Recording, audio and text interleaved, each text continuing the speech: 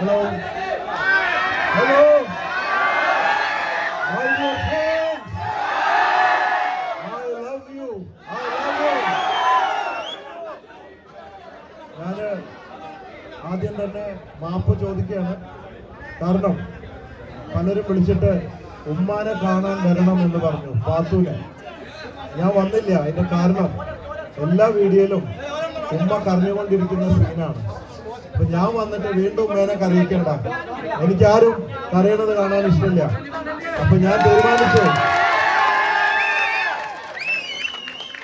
തീരുമാനിച്ചു ജീവനുള്ള അബ്ദുറഹീമിനെയും കൂട്ടി വന്നിട്ട് ഉമ്മാന്റെ അടുത്ത് വന്നിട്ട് ഉമ്മാടെ സന്തോഷം കാണണം എന്നാണ് ഞാൻ.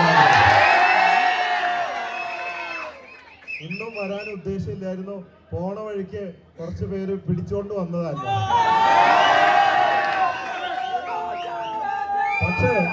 പക്ഷേ വന്നു കഴിഞ്ഞപ്പോ വന്നത് നന്നായി എന്ന് തോന്നുന്നു. കാരണം ഈ നാട്ടുകാരുടെ സ്നേഹവും വികാരവും എനിക്ക് എന്താന്ന് അവിടുന്ന് ഇവിടെ എത്തുമ്പോഴേക്കും മനസ്സിലായി.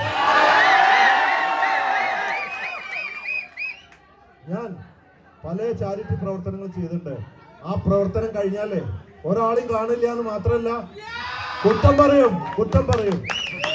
അതാണ്. പക്ഷേ ഇവിടെ അതിന് വിപരീതമായി രാത്രി ആണുങ്ങളും പെണ്ണുങ്ങളുമായിട്ട് 10,000 പേര് ഇത്രയും ദൂരം റോട്ടിലൂടെ വന്ന് അത് അബ്ദുറഹീമിനോടുള്ള സ്നേഹവും ഈ വീട്ടുകാരോടും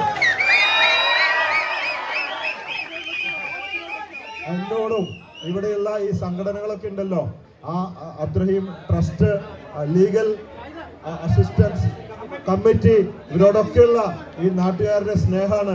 അതാണ് ഇവിടെ കാണുന്നത്. ഇത്രയും പേര് ഒരു ഉത്സവത്തിന് പോലും ഇവിടെ കാണില്ല. അതുകൊണ്ട്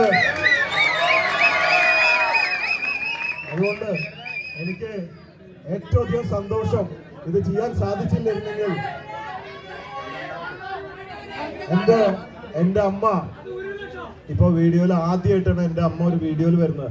അമ്മ ഇപ്പോൾ അറിഞ്ഞിട്ടുണ്ടാവില്ല വീഡിയോ എടുത്തത്. ഇന്ന് എന്നെ വിളിച്ചിട്ട് പറഞ്ഞു, ഞാൻ ഇതിന് ആദ്യം ഇറങ്ങാൻ നിൽക്കുമ്പോ അമ്മ പറഞ്ഞു, മോനെ നീ ഇതിനൊന്നും പോകണ്ട, ഭയങ്കര ചൂടാ, അതുകൊണ്ട് നീ തിരുവനന്തപുരത്ത് നിന്ന് കാസർഗോഡ് എത്തുമ്പോഴേക്കും നിന്റെ വിലാപയാത്രയ്ക്ക് അടുത്ത യാത്രയ്ക്ക് വരേണ്ടി വരും, നിന്റെ മയ്യത്ത് ഉണ്ടാവും എന്ന് പറഞ്ഞു.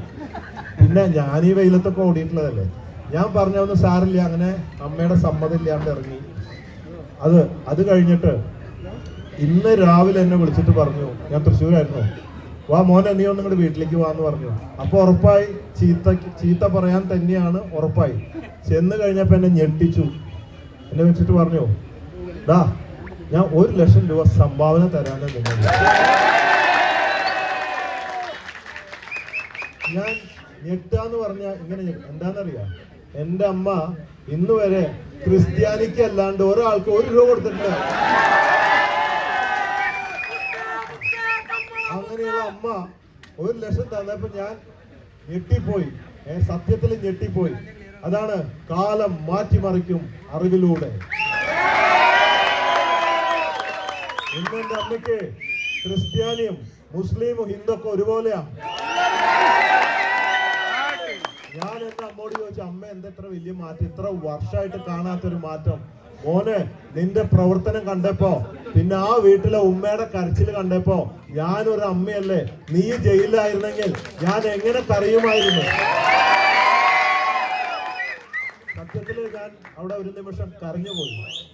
അമ്മ ആ ഉമ്മയുടെ വേദന, അമ്മ ഈ 9 മാസം നമ്മള് പെറ്റ്